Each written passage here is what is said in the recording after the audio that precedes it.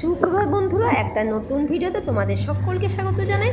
তো দেখো সকাল সকাল আমি ব্যালকনিতে দাঁড়িয়ে আছি।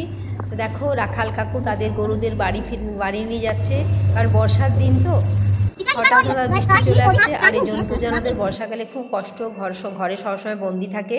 আর এখানে দেখো বাবু পড়াশোনা করছে মন দিয়ে একদম। তো চলো আমি চাটাকে এখন কিচেনে চলে এসেছি। কিচেনে আজ বানাবো ছাতু ভরা পরোটা। তো দেখো ছাতু ভরা পরোটা যেমন ছাতুটা আমি হালকা চিনি, গোলমরিচ, জিরে গুঁড়ো, ভাজা জিরে গুঁড়ো, কাঁচা লঙ্কা কুচোনো, লঙ্কা গুঁড়ো, সামান্য মিষ্টি, সামান্য নুন আর আচারের তেল দিয়ে ছাতুটাকে ভালোভাবে মেখে নিয়েছি। ওটা তোমাদের দেখানো হয়নি। তো তোমরা যদি অবশ্যই বলো, কমেন্টসে বলো, তো আমি অবশ্যই তোমাদের বানিয়ে দেখাবো কেমনভাবে ছাতুর পুরটা বানানো হয়। তো দেখো আমি ভালোভাবে আলুর ভেতরে ছাতুটা ভরে নিয়েছি। ছাতুটা ভরে আমি কি সুন্দর দেখো মোটা মোটা করে বেলেছি। আর লইটা একটু বড় বড় করেছিলাম। তোমরা যখন বানাবে না এরকমভাবে বানাবে, একটু মোটা মোটা করে, তাহলে খেতে দারুণ লাগে। তো চলো আমি ছাতু ভরা পরোটা এরমভাবে সব বানিয়ে নেব। দেখো হালকা রিফাইন তেল দিয়ে ছাতু ভরা পরোটা ভেজে নেব। দেখো লাল লাল হয়ে এসছে। আর আজকে ছাতু ভরা পরোটা খাবো আমি টমেটো সস দিয়ে। তো চলো এরকমভাবে সব পরোটা ভেজে নেব। এবার দুপুরের জন্য বানাবো আমি মুসুর ডালের বড়ার ঝাল দেয়া, সর্ষে দিয়ে বানাবো। তো দেখো মুসুর ডালের বড়ার ঝাল দেওয়া বানানোর জন্য মুসুর ডালটা প্রথমে আমি 1 ঘন্টা আগে ভিজিয়ে রেখেছিলাম। তারপর আমি গ্রাইন্ডারে পিষে নিয়েছি। তার মধ্যে সামান্য কুচনো পেঁয়াজ আর সামান্য নুন দিয়ে বড়াগুলো ভালোভাবে লাল লাল করে ভেজে নেব। এরকম মুসুর ডালের বড়ার ঝাল দেওয়া খেতে খুব সুন্দর লাগে। এটা তরকারিও বানাতে পারো, আদা বাটা, লঙ্কা বাটা দিয়ে, পেঁয়াজ রসুন বাটা দিয়ে খেতে খুব সুন্দর লাগে। তো আজকে ভাবলাম যে আমি আর ঝাল দিয়ে বানাই, প্রতিদিন একই রকম খেতে আদা বাটা খেতে ভালো লাগে না। তো চলো এরপরে মুসুর ডালের বড়া লাল লাল করে ভেজে নেব।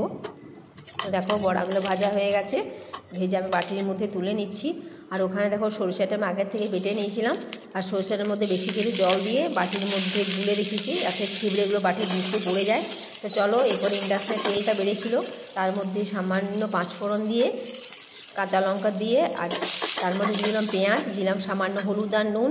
এরপরে আমি পেঁয়াজগুলো লাল লাল হয়ে ভাজা হয়ে গেল। তারপরে তার মধ্যে আলুগুলো দিয়ে দিলাম, দিয়ে আলুগুলো বেশ লাল লাল করে ঢাকা দিয়ে ভেজে নেব। চলো এরপর গ্রাইন্ডারটা ভালোভাবে ধুয়ে নিই, কারণ সর্ষে বেটেছিলাম, এটা কিছুক্ষণ থাকলে আবার শুকিয়ে যায় আর ধুতে অসুবিধা হয়। আর আমার যেন এরকম ভালো লাগে না ফেলে রাখতে, সঙ্গে সঙ্গে ধুইলে ব্যাস কাজ একদম ফিনিশ হয়, মনটাও শান্তি হয়ে যায়। তো দেখো এখানে আলুগুলো হালকা ভাজা হয়ে গেছে, আর একটু লাল লাল করে ভাজবো। তো চলো আলুটা প্রায় লাল লাল দেখো ভাজা হয়ে গেছে। আর এরকম নিত্য নতুন রেসিপি তোমাদের যদি জানার ইচ্ছা থেকে অবশ্যই কমেন্টস করতে পারো, আমি তোমাদের বানিয়ে দেখাবো। তো চলো এরপরে সর্ষের জলটা দিয়ে দিলাম। আর এবার আন্দাজ মতো দিলাম হলুদ আর নুন, কারণ আগেই আমি এর মধ্যে হলুদ আর নুন দিয়েছিলাম যখন ভেজেছিলাম। দেখো সর্ষের মধ্যে কত ছিবড়ে, দেখো এটা পেটের পক্ষে কিন্তু খুব ক্ষতি করে, সেই জন্য সর্ষের জলটা উপর থেকে ঢেলে দিয়েছিলাম। আর ছিবড়েগুলো একদম নিচে পড়ে গেছে। এরপরে জলটা ঢালার পর যখন ঝাল দেওয়াটা ফুটতে শুরু হয়েছিল, তখন আমি ওর মধ্যে